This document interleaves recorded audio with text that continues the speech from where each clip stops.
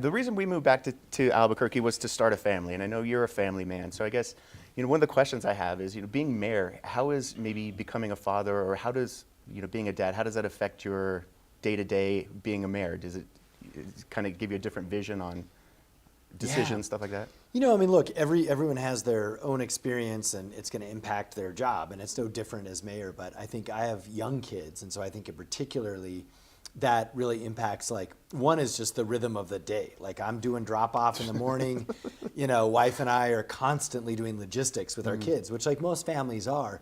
It's just a little more complicated with, like, the mayoral schedule.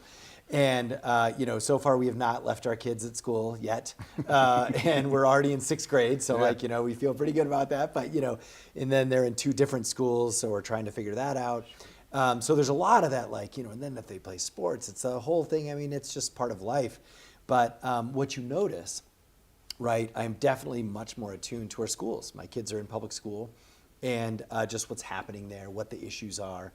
And of course, too, the things that kids do. So, I have never paid so much attention to playgrounds in my life.